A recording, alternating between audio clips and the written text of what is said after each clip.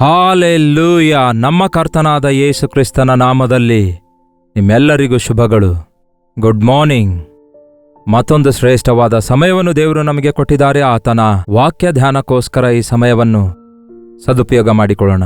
ಚಿಕ್ಕ ಪ್ರಾರ್ಥನೆ. ಪರಿಶುದ್ಧ ದೇವರೇ, ನಿಮಗೆ ವಂದನೆಗಳು. ಮತ್ತೊಂದು ದಿನದೊಳಗೆ ನಮ್ಮನ್ನು ನಡೆಸಿದ್ದೀರಿ. ಮತ್ತೊಂದು ಅವಕಾಶ ನಿಮ್ಮ ವಾಕ್ಯದಿಂದ ಕಲಿಯುವುದಕ್ಕಾಗಿ ಅನುಗ್ರಹಿಸಿದ್ದೀರಿ. ಪರಿಸ್ಥಿತಿಗಳನ್ನು ಗಮನಿಸುತ್ತಿರುವಾಗ ಕರ್ತನ ಹಸ್ತವು ಎಷ್ಟು ದೊಡ್ಡದಾಗಿದೆ ಎಂದು ಗ್ರಹಿಸುವುದಕ್ಕಾಗಿಯೂ ಸ್ತುತಿಸುವುದಕ್ಕಾಗಿಯೂ ಸಹಾಯ ಮಾಡಿರಿ ಎಂದು ಕ್ರಿಸ್ತನ ನಾಮದಲ್ಲಿ ಬೇಡುತ್ತೇನೆ ತಂದೆಯೇ, ಆಮೆನ್. ದೇವರಿಗೆ ಸ್ತೋತ್ರ. ಯಾವ ನಾಯಕರು ನಮ್ಮ ದೇಶವನ್ನು ಆಳುತ್ತಾ ಇದ್ದಾರೆ ಎನ್ನುವುದಕ್ಕಿಂತಲೂ ದೇವರ ಪ್ರಣಾಳಿಕೆ ನಮ್ಮ ದೇಶದ ವಿಷಯದಲ್ಲಿ ಏನಾಗಿದೆ, ಈ ಲೋಕದ ವಿಷಯದಲ್ಲಿ ಏನಾಗಿದೆ, ನಮ್ಮ ವಿಷಯದಲ್ಲಿ ಏನಾಗಿದೆ ಎಂದು ಅರಿತುಕೊಳ್ಳುವುದು ಬಹಳ ಪ್ರಾಮುಖ್ಯವಾಗಿದೆ. ಮುಖ್ಯವಾಗಿ ದೇಶಕ್ಕೆ ಈ ದಿನ ಯುವಕರು ಎಷ್ಟೋ ಅವಶ್ಯಕವಾಗಿದ್ದಾರೆ ಎಂಬ ಸಂಗತಿಯನ್ನು, ಯವನಸ್ಥರಿಗೋಸ್ಕರ ದೇಶ ಹೆಚ್ಚು ಒತ್ತು ಕೊಡಬೇಕು. ಯಾಕೆಂದರೆ ಅವರ ಕೈಯಲ್ಲಿ ಎಷ್ಟು ಸಾಮರ್ಥ್ಯ ಇದೆ ನೋಡಿ, ಎಷ್ಟು ನೈಪುಣ್ಯತೆ ಇದೆ ನೋಡಿ. ಈ ಯುಗದಲ್ಲಿ, ಈ ಕಂಪ್ಯೂಟರ್ ಯುಗದಲ್ಲಿ, ಈ ಸೋಷಿಯಲ್ ಮೀಡಿಯಾ ಇರುವಾಗ ಎಷ್ಟು ಪವರ್ಫುಲ್ ಆಗಿ, ಎಷ್ಟೋ ಈಸಿಯಾಗಿ ಎಲ್ಲ ರಂಗದಲ್ಲಿಯೂ ಕೂಡ ಮುಂದಕ್ಕೆ ಸಾಗುತ್ತಿದ್ದಾರೆ. ನಮ್ಮ ದೇಶದ ಯವನಸ್ಥರು ಯಾವುದೋ ದೇಶಕ್ಕೆ ಹೋಗಿ ಓದಬೇಕು, ಬೇರೆ ಯಾವುದೋ ದೇಶಕ್ಕೆ ಹೋಗಿ ಉದ್ಯೋಗ ಮಾಡಬೇಕು ಎನ್ನುವುದು ಯಾಕೆ ಬೇಕು ಹೇಳಿ? ನಮ್ಮ ದೇಶಕ್ಕಾಗಿ ನಾವು ಪ್ರಾರ್ಥಿಸಿದ್ದೇವೆ ಹಾಗೂ ಪ್ರಾರ್ಥಿಸುತ್ತಲೇ ಇದ್ದೇವೆ. ದೇವರು ತನ್ನ ನಿರ್ಣಯ ನೆರವೇರಿಸಿದ್ದಾರೆ ಎಂದು ನಂಬುತ್ತಾ ಇದ್ದೇವೆ. ಈ ದಿನ ಮತ್ತೊಂದು ಸಾರಿ ಪ್ರತ್ಯೇಕವಾಗಿ ಯವನಸ್ಥರಿಗೋಸ್ಕರ ದೇವರು ಈ ಸಂದೇಶ ಕೊಡ್ತಿದ್ದಾರೆ. ಇಲ್ಲಿಯವರೆಗೂ ನಾವು ಯಾವತ್ತೂ ಅನಲೈಸ್ ಮಾಡಲಿಲ್ಲ. ಆದರೆ ಈ ಅನುದಿನದ ಧ್ಯಾನ ವೀಕ್ಷಿಸುವ ನಿಮ್ಮೊಳಗೆ ಎಷ್ಟೋ ಜನ ಯವನಸ್ಥರು ಕೆಲವೊಂದು ಸಾರಿ ಝೂಮ್ ಮೀಟಿಂಗ್ನಲ್ಲಿ ಬಂದು, ಅನೇಕರು ಬೇರೆ ಬೇರೆ ದೇಶದಲ್ಲಿದ್ದಂಥವರು, ಇತರ ರಾಜ್ಯಗಳಲ್ಲಿರುವಂಥವರು ಕೊಡುತ್ತಿರುವ ಸಾಕ್ಷಿಗಳನ್ನು ನೋಡಿದ್ರೆ ಅನೇಕ ಮಂದಿ ಯವನಸ್ಥರು ಕೂಡ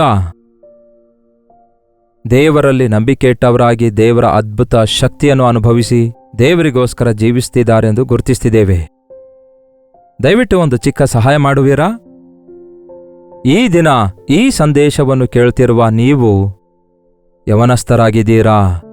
ಯವನಸ್ಥರು ಅಂದರೆ ಅಪ್ ಟು 30 ಇಯರ್ಸ್ ಅಂಥವ್ರಿಗೆ ಯವನಸ್ಥರು ಅನ್ನಬಹುದು. ಹೇಳಬೇಕಾದರೆ 40 ವರ್ಷಗಳವರೆಗೂ ಯವನಸ್ಥರೇ ಆಗಿದ್ದಾರೆ ಎಂಬುದಾಗಿ ಕೂಡ ನಮಗೆ ಬೈಬಲ್ನಲ್ಲಿ ಉದಾಹರಣೆಗಳಿವೆ. ಈ ದಿನ ಅದನ್ನು ಅಂಗೀಕರಿಸುತ್ತಿದ್ದಾರೆ. ಸೊ 40 ಇಯರ್ಸ್ ಒಳಗಿನ ವಯಸ್ಸಿನಲ್ಲಿರುವವರು ನಿಮ್ಮಲ್ಲಿ ಎಷ್ಟು ಜನ ಈ ಸಂದೇಶ ವೀಕ್ಷಿಸುತ್ತಾ ಇದ್ದೀರೆಂದು ನಮಗೆ ನೀವು ತಿಳಿಯಪಡಿಸುವುದಾದರೆ, ಅಂದರೆ ನಿಮ್ಮ ಹೆಸರು, ನಿಮ್ಮ ಏಜು ತಿಳಿಸುವುದಾದರೆ, ಇಲ್ಲವೇ 8939731313 ನಂಬರಿಗೆ ಒಂದು ವಾಟ್ಸಪ್ ಕಳಿಸುವುದಾದರೆ, ದೇವರ ಸನ್ನಿಧಿಯಲ್ಲಿ ಮುಖ್ಯವಾಗಿ ಯವನಸ್ಥರಿಗೋಸ್ಕರ ಪ್ರಾರ್ಥಿಸುತ್ತಾ ಅವರಿಗೆ ಅವಶ್ಯಕವಾಗಿರುವ ಸಂದೇಶಗಳನ್ನು ಮುಂಬರುವ ದಿನಗಳಲ್ಲಿ ಸಾರಬೇಕು ಎಂದು ನಾನು ಆಶಿಸುತ್ತಿದ್ದೇನೆ. ಬೈಬಲ್ನಲ್ಲಿ ಯವನಸ್ಥರ ಕುರಿತು ಬಹಳ ಪ್ರಾಮುಖ್ಯತೆ ಕೊಡಲಾಗಿದೆ. ಒಬ್ಬ ಯವನಸ್ಥನನ್ನು ದೇವರು ಆರಿಸಿಕೊಂಡಿರುವ ಒಬ್ಬ ವ್ಯಕ್ತಿಯನ್ನು ಆತನು ಎಷ್ಟು ಉಪಯೋಗಿಸಿಕೊಂಡಿದ್ದಾರೆ ಎಂಬುದು ಆ ಕಡೆ ಇಸ್ಸಾಕನ ವಿಷಯದಲ್ಲಾಗಲಿ, ಯೋಸೇಫನ ವಿಷಯದಲ್ಲಾಗಲಿ, ದಾವೀದನ ವಿಷಯದಲ್ಲಾಗಲಿ, ಇನ್ನು ಹೇಳಬೇಕಾದರೆ ಸೌಲನ ವಿಷಯದಲ್ಲಿ ಅವನದು ಕೂಡ 30 ಇಯರ್ಸ್ ಏಜ್, 30-32 ಯವನಸ್ಥನೇ ಆಗಿದ್ದ. ಪೌಲನಾಗಿ ಮಾರ್ಪಟ್ಟನಲ್ಲವೇ, ಎಷ್ಟೋ ದೊಡ್ಡ ಸೇವೆ ಮಾಡ್ದ. ತಿಮೋತಿಯಾಗಲಿ, ತೀತನಾಗಲಿ, ಎಪಫ್ರೊದೀತನಾಗಲಿ, ಇವರೆಲ್ಲ ಬಲವಾದ ಸಾಧನಗಳಾಗಿ ದೇವರಿಂದ ಉಪಯೋಗವಾಗಿದ್ದಾರೆ. ಮಿಷನರೀಸ್ ಬಯೋಗ್ರಾಫಿ ಓದುವುದಾದರೆ ಒಂದು ದೇಶಕ್ಕೆ ಆಶೀರ್ವಾದಕರವಾಗಿ ಮಾರ್ಪಟ್ಟಿರುವಂತಹ D.L. ಮೂಡಿ ಅವರಾಗಿರ್ಬೋದು, ಜಾನ್ ವೆಸ್ಲಿ ಅವರಾಗಿರ್ಬೋದು, ಇನ್ನು ಹೇಳ್ತಾ ಹೋಗುವುದಾದರೆ ಅನೇಕ ಜನರು ಒಂದು ದೇಶದ ಮೇಲೆ ಪ್ರಭಾವ ತೋರಿಸಿರುವ, ಪ್ರಪಂಚದ ಮೇಲೆ ಪ್ರಭಾವ ಬೀರಿರುವ ಜಾರ್ಜ್ ಮುಲ್ಲರ್ ಆಗಿರಲಿ, ಅವರು 18, 20, 21 ಇಯರ್ಸ್ನಲ್ಲೇ ಯೇಸುವಿಗೆ ತಮ್ಮ ಹೃದಯವನ್ನು ಕೊಟ್ಟರು. ಅವರು ತಮ್ಮ ಜೀವಿತದಲ್ಲಿ ದೊಡ್ಡ ಕಾರ್ಯಗಳನ್ನು ಸಾಧಿಸುತ್ತಾರೆ. ಅವರು ದೇವರ ವಾಕ್ಯವನ್ನು ಬಲವಾಗಿ ಬೋಧಿಸುತ್ತಾರೆ. ಈಗ ಇದ್ದಷ್ಟು ಸವಲತ್ತುಗಳು ಆಗಿಲ್ಲದಿದ್ರೂ ಕೂಡ ಕುದುರೆಗಳ ಮೇಲೆ ಪ್ರಯಾಣ ಮಾಡಿದ್ರು, ಏರೋಪ್ಲೇನ್ಸ್ಗಳಿಲ್ಲದಿದ್ರೂ ಕೂಡ ಹಡಗಿನಲ್ಲಿ ಪ್ರಯಾಣ ಮಾಡಿ ಭೂಲೋಕದ ಕಟ್ಟಕಡೆಯವರೆಗೂ ಹೋಗಿ ದೇವರ ನಾಮವನ್ನು ಮಹಿಮೆಪಡಿಸಿದ್ದಾರೆ. ಅದೇ ಈ ದಿನ ನಮಗಿರುವಂತಹ ಅವಕಾಶಗಳನ್ನು ಉಪಯೋಗಿಸಿ ಎಷ್ಟೋ ದೊಡ್ಡ ಕಾರ್ಯಗಳನ್ನು ದೇವರಿಗಾಗಿ ನಾವು ಸಾಧಿಸಬಹುದು. ಬೈಬಲ್ನಲ್ಲಿ ಯವನಸ್ಥರ ಕುರಿತಾಗಿ ಒಂದು ಪ್ರತ್ಯೇಕವಾದ ರೀತಿಯಲ್ಲಿ ಎಚ್ಚರಿಸಲಾಗ್ತಿದೆ, ಬಯಲುಪಡಿಸಲಾಗ್ತಿದೆ, ನಡೆಸಲಾಗ್ತಿದೆ, ತಿಳಿಸಲಾಗುತ್ತಿದೆ. ಒಬ್ಬ ಯವನಸ್ಥನಾಗಿ ಯೇಸುವನ್ನು ಹಿಂಬಾಲಿಸಿ ಯೇಸುವಿನ ಶಿಷ್ಯರಲ್ಲಿ ಒಬ್ಬನಾಗಿರುವಂತಹ ಯೋಹಾನನು, ಈ ಯೋಹಾನನು ಯೇಸುವಿನ ಶಿಷ್ಯರಲ್ಲಿ ಎಲ್ಲರಿಗಿಂತಲೂ ಚಿಕ್ಕವನಾಗಿದ್ದನಂತೆ. ಅವನು ಯೇಸುವಿನ ಎದೆಗೆ ಒರಗಿದವನಾಗಿ, ಯೇಸುವಿನ ಪ್ರೀತಿ ಸವಿದವನಾಗಿ, ಆತನ ಮನಸ್ಸನ್ನು ಅರಿತು ಆ ಭಾರದೊಂದಿಗೆ ಯೇಸುವನ್ನು ಹಿಂಬಾಲಿಸಿ ಮರಣದವರೆಗೂ ನಂಬಿಗಸ್ತನಾದ ವ್ಯಕ್ತಿಯಾಗಿದ್ದ. ಎಷ್ಟೋ ರೀತಿಯಾಗಿ ಅವನನ್ನು ಕೊಲ್ಲಬೇಕೆಂದು ಆ ದಿನ ಪ್ರಯತ್ನಿಸ್ತಾರೆ, ರಕ್ತಸಾಕ್ಷಿಯಾಗಿ ಕೊಲ್ಲಬೇಕೆಂದು ಸುಡುತ್ತಾರೆ. ಉರಿತಿರುವ ಬೆಂಕಿಯೊಳಗೆ ಅವನನ್ನು ಹಾಕಿದರೂ ಕೂಡ ಅವನು ಸುಟ್ಟು ಹೋಗಲಿಲ್ಲ ಮತ್ತು ಅನೇಕ ರೀತಿಯಲ್ಲಿ ಹಿಂಸಿಸಿದ್ರೂ ಕೂಡ ಸಾಯಲಿಲ್ಲ. ಪದ್ಮೋಸ್ ದ್ವೀಪದಲ್ಲಿ ಅವನನ್ನು ತಕೊಂಡು ಹೋಗಿ ಹಾಕಿದಾಗ ಬೈಬಲ್ನಲ್ಲಿರುವ ಅತಿ ಪ್ರಾಮುಖ್ಯವಾಗಿರುವ ಪ್ರಕಟಣೆಯ ಪುಸ್ತಕವನ್ನು ದೇವರು ಬಯಲ್ಪಡಿಸಿದಾಗ ಅದನ್ನು ಬರೆದು ಒದಗಿಸುತ್ತಾನೆ. ಅವನು ದಿನತುಂಬಿದ ವೃದ್ಧಾಪ್ಯದಲ್ಲಿ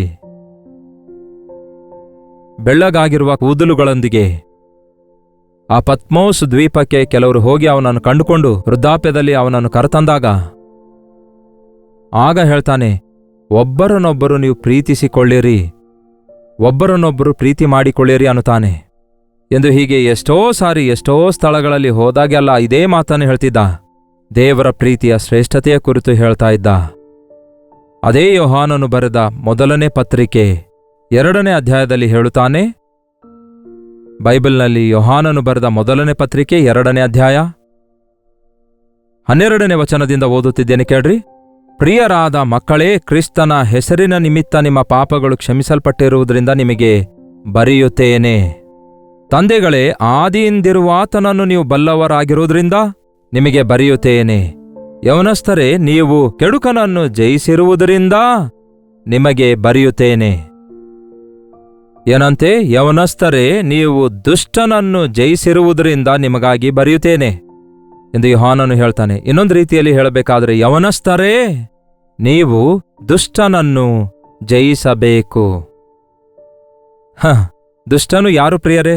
ನಮಗಿಷ್ಟ ಇಲ್ಲದವರಿಗೆಲ್ಲ ದುಷ್ಟರು ಅನ್ನುತ್ತೇವೆ. ನಮ್ಮ ವಿರುದ್ಧ ಮಾತಾಡುವವರಿಗೆಲ್ಲ ದುಷ್ಟರ ಪಟ್ಟಿಯಲ್ಲಿ ಸೇರಿಸಿಬಿಡ್ತೇವೆ. ಆದರೆ ದುಷ್ಟನು ಯಾರು? ದುಷ್ಟನು ಅಪವಾದಿಯಾಗಿದ್ದಾನೆ, ಸೈತಾನನಾಗಿದ್ದಾನೆ, ಕಳ್ಳನಾಗಿದ್ದಾನೆ, ದೋಚಿಕೊಳ್ಳುವವನಾಗಿದ್ದಾನೆ, ಮೋಸಗಾರನಾಗಿದ್ದಾನೆ, ಸುಳ್ಳುಗಾರನಾಗಿದ್ದಾನೆ. ಆ ದುಷ್ಟನು ಎಲ್ಲಾ ರೀತಿಯಲ್ಲಿ ಈ ದಿನ ಯುವಕರನ್ನು ಶೋಧಿಸುತ್ತಿದ್ದಾನೆ. ಯವನಸ್ಥರಲ್ಲಿ ಅನೇಕರು ಯವನ ಇಚ್ಛೆಗಳಿಗೆ ಒಳಗಾಗಿ ತಮ್ಮ ಜೀವಿತವನ್ನೇ ವ್ಯರ್ಥ ಮಾಡಿಕೊಳ್ತಿದ್ದಾರೆ. ಅಲ್ಪ ಕಾಲ ಪಾಪ ಭೋಗಕ್ಕೆ ಅವಕಾಶ ಕೊಟ್ಟು ಸಣ್ಣ ಸಣ್ಣ ದುರಭ್ಯಾಸಗಳನ್ನು ಪ್ರಾರಂಭಿಸಿ ಅವುಗಳೊಳಗೆ ಬಂಧಿತರಾಗಿ ಅವುಗಳಿಂದ ಹೊರಬರಲಿಕ್ಕಾಗದೆ ಒದ್ದಾಡ್ತಿದ್ದಾರೆ. ಯವನ ಕಾಲದಲ್ಲಿ ಜಾರತ್ವಕ್ಕೆ ಅವಕಾಶ ಕೊಟ್ಟಂಥವರು ಅಸ್ಥಿರರಾಗಿರುತ್ತಾರೆ. ಅಂಥವರ ಯೋಚನೆಗಳು ಚದರಿ ಹೋಗುತ್ತಿರುತ್ತವೆ. ಅಂಥವರು ಓದೋದ್ರ ಮೇಲೆ ಕಾನ್ಸಂಟ್ರೇಟ್ ಮಾಡಲಿಕ್ಕಾಗಲ್ಲ. ಯಾವ ಸಬ್ಜೆಕ್ಟ್ ಮೇಲೆಯೂ ತನ್ನ ಮನಸ್ಸಿಡುವುದಿಲ್ಲ. ಎಷ್ಟೋ ಮಂದಿ ಯವನಸ್ಥರು ಆ ಶರೀರ ಇಚ್ಛೆಗಳಿಗೆ ಅವಕಾಶ ಕೊಟ್ಟು ನಿಷ್ಪ್ರಯೋಜಕರಾಗುವುದನ್ನು ನೋಡುತ್ತೇವೆ. ಎಷ್ಟೋ ಮಂದಿ ಯವನ ಮಕ್ಕಳು ಈ ದಿನಗಳಲ್ಲಿ ಈ ಲೋಕವನ್ನೇ ಪ್ರೀತಿಸುತ್ತಿದ್ದಾರೆ. ಅಲ್ಪಕಾಲ ಪಾಪ ಭೋಗಬೇಕನ್ನುತ್ತಾರೆ. ಆ ಮತ್ತು ಉಂಟು ಮಾಡುವಂತಹ ಆ ಡ್ರಗ್ಸ್ಗೆ, ಒಂದು ವಿಧವಾದಂತಹ ಆ ಮತ್ತನ್ನುಂಟು ಮಾಡುವ ಮದ್ಯಪಾನಕ್ಕೆ, ಇನ್ನು ಅನೇಕ ವಿಧವಾದ ದುರಭ್ಯಾಸಗಳಿಗೆ ಈ ದಿನ ಬಂದಿ ಆಳುಗಳಾಗ್ತಿದ್ದಾರೆ.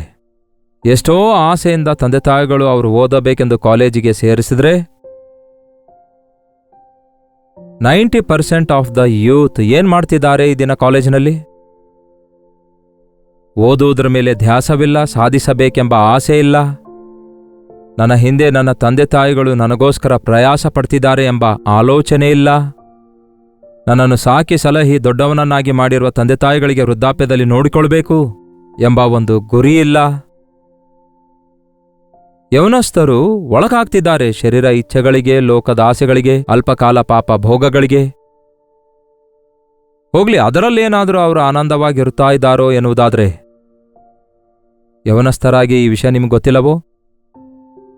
ಯೌವನಸ್ಥರ ಹೃದಯದೊಳಗೆ ನಿರುತ್ಸಾಹ, ನಿರಾಶೆ ಹೆಚ್ಚು ಕಾಣಿಸಿಕೊಳ್ಳುತ್ತೆ. ಯಾವುದೊಂದರಲ್ಲೂ ಅವರು ಜಯ ಸಾಧಿಸಲಿಕ್ಕಾಗ್ತಿಲ್ಲ. ಏನೂ ಸಾಧಿಸಲಾರದ ಪರಿಸ್ಥಿತಿಯಲ್ಲಿಯೇ ಉಳ್ಕೊಳ್ತಿದ್ದಾರೆ. ಬಹಳಷ್ಟು ಜನ ನನ್ನ ಬಳಿಗೆ ಬಂದು ಕೇಳಿಕೊಳ್ತಾರೆ, ಗೌರ್ಮೆಂಟ್ ಉದ್ಯೋಗ ದೊರಕುವಂತೆ ಪ್ರಾರ್ಥಿಸಿರೆಂದು. ಯಾಕೆ ಮಗನೇ ಗೌರ್ಮೆಂಟ್ ಉದ್ಯೋಗ ಬೇಕು? ಅದು ಸಿಗೋದಾದ್ರೆ ಹಾಲಿಡೇಸ್ ಹೆಚ್ಚಾಗಿರ್ತವೆ, ನಮ್ಮ ಮೇಲೆ ಯಾರು ದೊರೆತನ ಮಾಡುವವರು ಇರೋದಿಲ್ಲ, ಆಫೀಸ್ಗೆ ಹೋಗಿ ಸಹಿ ಮಾಡಿ ಬಂದರೆ ಸಾಕಾಗ್ತದೆ, ಅಡ್ಡದಾರಿಯಲ್ಲಿ ಸಂಪಾದನೆ ಮಾಡಬಹುದು, ಲಂಚ ತೆಗೆದುಕೊಳ್ಬಹುದು. ಇವುಗಳೆಲ್ಲವುಗಳ ಆಸೆ ಅವರಿಗೆ ಕಾಣಿಸ್ತವೆ. ಆದರೆ ಕಷ್ಟಪಟ್ಟು ಸಾಧಿಸೋಣ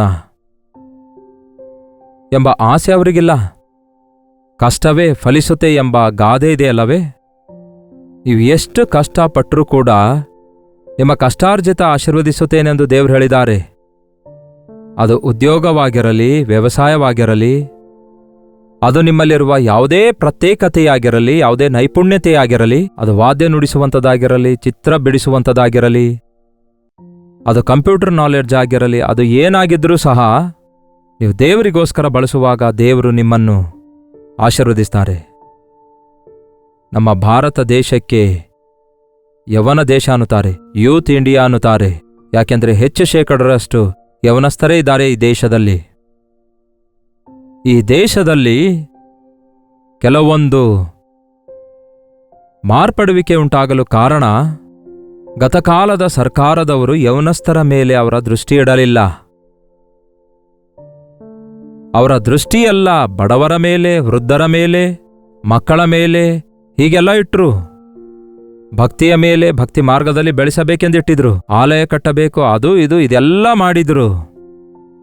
ಆದರೆ ಹೊಸ ನಾಗರಿಕರು ಅನ್ನುತ್ತಾರಲ್ಲವೇ, ಈ ಯವನಸ್ಥರಿಗಾಗಿ ದೇಶ ಏನ್ ಮಾಡಿದೆ ಎಂಬುದಾಗಿರುವ ಪ್ರಶ್ನೆ ಪ್ರಶ್ನಾರ್ಥಕವಾಗಿಯೇ ಉಳ್ಕೊಂಡಿದೆ.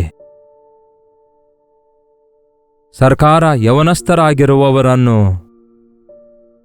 ಲಕ್ಷಿಸುವುದಾದರೆ ಅವರೊಳಗಿರುವಂತಹ ಕ್ರೀಮ್ ಆಫ್ ದ ಯೂತ್, ಅವರಲ್ಲಿರುವಂತಹ ಶಕ್ತಿಯನ್ನು, ಸಾಮರ್ಥ್ಯವನ್ನು ದೇಶದ ಅಭಿವೃದ್ಧಿಗಾಗಿ ಬಳಸುವುದಾದರೆ, ಸ್ವಾರ್ಥಕ್ಕಾಗಿ ಅಲ್ಲ, ಆಯಾ ಪಾರ್ಟಿಗಳ ಬಡ್ತಿಗಾಗಿ ಅಲ್ಲ, ದೇಶದ ಒಳತಿಗಾಗಿ ಅವರನ್ನು ಬಳಸುವುದಾದರೆ, ನಿಜವಾಗ್ಲೂ ನಮ್ಮ ಭಾರತ ದೇಶ ಎಲ್ಲೋ ಇರ್ತಾ ಇತ್ತು ಪ್ರಿಯರೇ. ನಿಮಗೊಂದು ವಿಷಯ ಗೊತ್ತಾ? The best teachers, the best doctors all over the world ಯಾರು ಗೊತ್ತಾ ಪ್ರಿಯರೇ? ನಮ್ಮ ಇಂಡಿಯನ್ಸ್ ಆಗಿದ್ದಾರೆ. ದೇವರು ಅಷ್ಟೊಂದು ಸಾಮರ್ಥ್ಯವನ್ನು ನಮಗೆ ಕೊಟ್ಟಿದ್ದಾರೆ. ಕನಿಷ್ಠ ಈಗ ಅಧಿಕಾರದಲ್ಲಿರುವಂತಹ ಈ ನಮ್ಮ ದೇಶದ ಸರ್ಕಾರದವರು ಯವನಸ್ಥರ ಮೇಲೆ ತಮ್ಮ ದೃಷ್ಟಿಯನ್ನಿಟ್ಟು, ಪ್ರತಿ ಯವನಸ್ಥನು ಸೈತಾನನನ್ನು ಜಯಿಸುವವನಾಗಿ, ಶರೀರ ಇಚ್ಛೆಗಳನ್ನು ಜಯಿಸುವವರಾಗಿ, ಜೀವಿತದಲ್ಲಿ ಏನಾದರೂ ಸಾಧಿಸುವಂಥವರಾಗಿ ಇದ್ರೆ ಎಷ್ಟು ಚೆನ್ನಾಗಿರುತ್ತೆ. ಎಷ್ಟೋ ತಂದೆಯಂದಿರು ಹೇಳ್ತಾರೆ, ನಮ್ಮ ಮಕ್ಕಳು ಓದಿದ್ದಾರೆ, 4-5 ವರ್ಷ ಆಯ್ತು ಡಿಗ್ರಿ ಮುಗಿಸಿ, ಬಿಟೆಕ್ ಮಾಡಿದ್ದಾರೆ, ಎಂಟೆಕ್ ಮಾಡಿದ್ದಾರೆ, MCA ಮಾಡಿದ್ದಾರೆ, MBA ಮಾಡಿದ್ದಾರೆ, ಆದರೆ ನಮ್ಮ ಮಕ್ಕಳಿಗೆ ಜಾಬ್ ಇಲ್ಲ ಎಂದು ತಂದೆ ತಾಯಿ ಬಂದು ಹೇಳ್ತಾರೆ. ಕನಿಷ್ಠ ಇನ್ನು ಮೇಲಾದರೂ ನಮ್ಮ ಯೂತ್ ಎಲ್ಲರೂ ಕೂಡ ಆಶೀರ್ವದಿಸಲ್ಪಡಬೇಕೆಂದು, ದೇವ ಭಕ್ತಿಯುಳ್ಳವರಾಗಿರಬೇಕೆಂದು, ಅವರ ಜೀವಿತದಲ್ಲಿ ದೇವರ ದಿವ್ಯದಾನ ಬರಬೇಕೆಂದು, ದೇಶದ ನಾಯಕರಿಗೆ ಆ ಸ್ಫೂರ್ತಿ ಉಂಟಾಗಿ ದೇವ ಭಯವುಳ್ಳವರಾಗಿ, ದೇವರಲ್ಲಿ ನಂಬಿಕೆಯಿಂದ ಬದುಕುವವರಾಗಿ, ಯವನಸ್ಥರನ್ನು ತಿದ್ದಿ ಸರಿಪಡಿಸುವುದಕ್ಕಾಗಿ ಸಭೆಯಾಗಿ ನಾವು ಕೂಡ, ವಿಶ್ವಾಸಿಗಳಾಗಿ ನಾವು ಕೂಡ ಪ್ರಾರ್ಥಿಸಬೇಕಾಗಿದೆ. ದೇವರೇ ತನ್ನ ಕೃಪೆಯನ್ನು ನಮ್ಮ ದೇಶದಲ್ಲಿ ಸುರಿಯಮಾಡಿ ಮುಂಬರುವ ದಿನಗಳಲ್ಲಿ ಯವನಸ್ಥರನ್ನೆಲ್ಲ ಆಶೀರ್ವದಿಸಲಿ. ಪ್ರಾರ್ಥನೆ. ಪರಿಶುದ್ಧ ದೇವರೇ, ಪ್ರೀತಿಯುಳ್ಳ ತಂದೆಯೇ, ಈ ದಿನ ಈ ಸಂದೇಶ ಕೇಳುತ್ತಿರುವ ಪ್ರತಿ ಯವನಸ್ಥರನ್ನು ನಿಮ್ಮ ಕೈಗೆ ಒಪ್ಪಿಸಿಕೊಡ್ತೇವೆ. ನಿರಾಶೆಯಲ್ಲಿರುವಂಥವರನ್ನು, ನಿರುತ್ಸಾಹದಲ್ಲಿರುವಂಥವರನ್ನು, ನಿರ್ಲಕ್ಷ್ಯರಾಗಿರುವಂಥವರನ್ನು, ಅಜಾಗ್ರತೆಯಿಂದಿರುವಂಥವರನ್ನು, ತಾವು ಕುಗ್ಗಿದ ಸ್ಥಿತಿಯಲ್ಲಿ, ಏನು ಸಾಧಿಸಲಾರದ ಸ್ಥಿತಿಯಲ್ಲಿ ಸೈತಾನನ ಕೈಗೆ ಸಿಕ್ಕಾಕೊಂಡು ಚದರಿ ಹೋಗುವಂಥವರನ್ನು, ಕೆಟ್ಟ ಕೆಟ್ಟ ಚಟಗಳಲ್ಲಿ ಜೀವಿಸುತ್ತಾ, ತಂದೆ ತಾಯಿಗಳಿಗೆ ಭಾರವಾಗಿ ಜೀವಿಸುತ್ತಾ, ದೇಶಕ್ಕೆ ಭಾರವಾಗಿ ಜೀವಿಸುತ್ತಿರುವವರನ್ನು ಈ ದಿನ ನಜರೇತಿನ ಯೇಸು ಕ್ರಿಸ್ತನ ನಾಮದಲ್ಲಿ ಆಶೀರ್ವದಿಸ್ತೇವೆ ದೇವರೇ. ಅವರನ್ನು ಬಿಡಿಸುತ್ತೇವೆ. ಆಶೀರ್ವದಿಸ್ತೇವೆ ದೇವರೇ. ಅವರನ್ನು ಬಿಡಿಸಿ ಅವರಿಗೆ ಕೇಡುಂಟಾಗದಂತೆ ಮೇಲಾಗುವ ಹಾಗೆ ಸಹಾಯ ಮಾಡಿರಿ. ನಮ್ಮ ದೇಶವನ್ನು ಕನಿಕರಿಸಿರಿ. ಆಡಳಿತದಲ್ಲಿರುವ ಸರ್ಕಾರದವರು ಸರಿಯಾದ ನಿರ್ಣಯ ತೆಗೆದುಕೊಳ್ಳುವುದಕ್ಕಾಗಿ ದೈವ ಜ್ಞಾನವನ್ನು, ನಿಮ್ಮ ಪ್ರಣಾಳಿಕೆಯನ್ನು ಅರಿತುಕೊಳ್ಳುವ ಹಾಗೆ ಪ್ರಪಂಚದಾದ್ಯಂತ, ಮುಖ್ಯವಾಗಿ ನಮ್ಮ ದೇಶದಲ್ಲಿ ನಿಮ್ಮ ಆತ್ಮನ ಕಾರ್ಯ ನಡೆಸಿರಿ ಎಂದು ಯೇಸು ಕ್ರಿಸ್ತನ ನಾಮದಲ್ಲಿ ಬೇಡುತ್ತೇವೆ ತಂದೆಯೇ, ಆಮೆನ್. ನಮ್ಮ ತಂದೆಯಾದ ದೇವರ ಪ್ರೀತಿಯೂ, ಮಗನಾಗಿರುವ ಕ್ರಿಸ್ತನ ಕೃಪೆಯೂ, ಆದರಣೆಕರ್ತನಾದ ಪವಿತ್ರಾತ್ಮನ ಸಹವಾಸವು ಕೂಡಿ ಬಂದಿರುವ ನಮ್ಮೆಲ್ಲರ ಸಂಗಡ ಇಂದಿಗೂ ಸದಾಕಾಲಕ್ಕೂ ನೆಲೆಯಾಗಿರಲಿ. ಆಮೆನ್. ದೇವರಿಗೆ ಸ್ತೋತ್ರ. ನಿಮ್ಮ ಪ್ರಾರ್ಥನಾ ಮನವಿಗಳನ್ನು 8939731313 ನಂಬರಿಗೆ ನೀವು ಇತರ ದೇಶದಿಂದಲೂ ಸಹ ವೀಕ್ಷಿಸುವುದಾದರೆ ಕೊಡಲ್ಪಟ್ಟ ಇದೇ ನಂಬರಿಗೆ ಒಂದು ಟೆಕ್ಸ್ಟ್ ಆಗಲಿ ವಾಯ್ಸ್ ಮೆಸೇಜ್ ಆಗಲಿ ಕಳಿಸಿಕೊಡಿರಿ. ದಯವಿಟ್ಟು ಈ ದಿನ ನೀವು ಯವನಸ್ಥರಾಗಿರೋದಾದರೆ ಅಪ್ ಟು 40 ಇಯರ್ಸ್ ಒಳಗಡೆ ಇದ್ದವರೆಲ್ಲರೂ ದಯವಿಟ್ಟು ನಿಮ್ಮ ಹೆಸರು, ನಿಮ್ಮ ಏಜ್, ನಿಮ್ಮ ಅವಶ್ಯಕತೆಗಳೇನೆಂದು ಪ್ರತ್ಯೇಕವಾಗಿ ತಿಳಿಸಿರಿ. ಮಾನಸಾಂತರ ಹೊಂದಿದ್ದೀರಾ? ನೀವು ಜೀವಿತದಲ್ಲಿ ಸ್ಥಿರಗೊಂಡಿದ್ದೀರಾ? ಏನಾದರೂ ಸಾಧಿಸಿದ್ದೀರೋ? ಏನಾಗಿದೆ ನಿಮ್ಮ ಹೃದಯದ ತವಕ ಎಂದು ತಿಳಿಯಪಡಿಸುವುದಾದರೆ ನಿಮಗಾಗಿ ಪ್ರತ್ಯೇಕವಾಗಿ ನಮ್ಮ ಚರ್ಚ್ನಲ್ಲಿ ವಿಶ್ವಾಸಿಗಳೆಲ್ಲರೂ ಕೆಲವು ದಿನಗಳವರೆಗೂ ನಿಮಗಾಗಿ ಪ್ರತ್ಯೇಕವಾಗಿ ಪ್ರಾರ್ಥಿಸಬೇಕೆಂದು, ದೇವರು ದೊಡ್ಡ ಕಾರ್ಯ ಭಾರತ ದೇಶದ ಯುವಕರ ನಡುವೆ ಮಾಡಬೇಕೆಂದು ಪ್ರಾರ್ಥಿಸುತ್ತಿದ್ದೇವೆ. ಹಾಗಾಗಿ ದಯವಿಟ್ಟು ನಿಮ್ಮ ಹೆಸರು, ನಿಮ್ಮ ಡೀಟೇಲ್ಸ್ಗಳನ್ನೆಲ್ಲ ಒಂದು ಟೆಕ್ಸ್ಟ್ ಇಲ್ಲವೇ ವಾಯ್ಸ್ ಮೆಸೇಜ್ ಮುಖಾಂತರ ವಾಟ್ಸಪ್ ಕಳಿಸಿಕೊಡಿರಿ. ನಿಮಗೋಸ್ಕರ ಭಾರದಿಂದ ಪ್ರಾರ್ಥಿಸುತ್ತಿದ್ದೇವೆ. ಪ್ರತಿ ಯವ್ವನ ಮಕ್ಕಳು ದೇವರನ್ನು ಅರಿತುಕೊಳ್ಳುವುದಾದರೆ ತಾವು ಆಶೀರ್ವದಿಸಲ್ಪಡ್ತಾರೆ, ಅನೇಕರಿಗೆ ಆಶೀರ್ವಾದಕರವಾಗಿ ಮಾರ್ಪಡ್ತಾರೆ, ಪ್ರಪಂಚಕ್ಕೆ ಆಶೀರ್ವಾದಕರವಾಗಿ ಇರುವವರಾಗಿರ್ತಾರೆ. ಅನ್ನದಾತನಾಗಿ ಯೋಸೇಫನನ್ನು ಆಶೀರ್ವದಿಸಿದ ದೇವರು, ಅತ್ಯುನ್ನತ ದೇವರ ನಾಮ ಮಹಿಮೆಪಡಿಸಿರುವಂತಹ ದಾನಿಯೇಲನನ್ನು ಆಶೀರ್ವದಿಸಿದ ದೇವರು, ಆದಿ ಸಭೆಯಲ್ಲಿ ದೇವರ ಹಸ್ತದಿಂದ ಯಜಮಾನನು ಉಪಯೋಗಿಸುವ ಪಾತ್ರೆಯಂತೆ ಆಶೀರ್ವದಿಸಲ್ಪಟ್ಟಿರುವ ತಿಮೋತಿ, ತೀತನಂಥವರು ನಮ್ಮ ದೇಶದಲ್ಲಿ ಅನೇಕರು ಎದ್ದೇಳಲ್ಪಡಲಿ. ಕರ್ತನ ಚಿತ್ತವಿರುವುದಾದರೆ ಮತ್ತೆ ನಾಳೆ ಇದೇ ಅನುದಿನದ ಧ್ಯಾನ ಎಂಬ ಕಾರ್ಯಕ್ರಮದಲ್ಲಿ ಮತ್ತೆ ಭೇಟಿಯಾಗೋಣ. ಅಲ್ಲಿವರೆಗೂ ದೇವರ ಮಹಾಕೃಪೆ ನಿಮ್ಮೆಲ್ಲರೊಂದಿಗಿರಲಿ.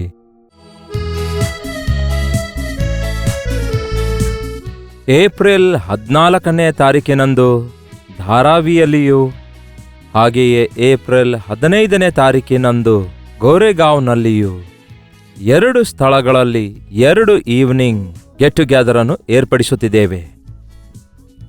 ಹಿಂದಿಯಲ್ಲಿ ವಾಕ್ಯ ಕೇಳುತ್ತಿರುವ ನಿಮ್ಮನ್ನು, ತೆಲುಗುನವರನ್ನು, ಕನ್ನಡದವರನ್ನು, ಬೇರೆ ಭಾಷೆಯವರನ್ನು ಕೂಡ ವಾಕ್ಯದಿಂದ ಬಲಗೊಳ್ಳುತ್ತಿರುವ ನಿಮ್ಮೆಲ್ಲರನ್ನು ಮುಖಾಮುಖಿಯಾಗಿ ಕಾಣಬೇಕು, ನಿಮ್ಮೆಲ್ಲರಿಗೆ ಪ್ರಾರ್ಥಿಸಬೇಕೆಂದು ಎಷ್ಟೋ ಆಸೆಯಿಂದ ದೇವರ ಸನ್ನಿಧಿಯನ್ನು ನಾವೆಲ್ಲರೂ ಅನುಭವಿಸಿ ಕರ್ತನು ಕೊಡುವ ಸಂದೇಶವನ್ನು ಲಾಲಿಸುವುದರಿಂದ, ಕರ್ತನನ್ನು ಸ್ತುತಿಸಿ ಆರಾಧಿಸುವುದರಿಂದ ದೊಡ್ಡ ಉಜ್ಜೀವನವನ್ನು ನೋಡಬೇಕೆಂದು ಪ್ರಾರ್ಥಿಸಿ ಕೂಟಗಳನ್ನು ಏರ್ಪಡಿಸುತ್ತಿದ್ದೇವೆ. ನೀವು ಪ್ರಾರ್ಥನಾಪೂರ್ವಕವಾಗಿ ಬನ್ನಿ.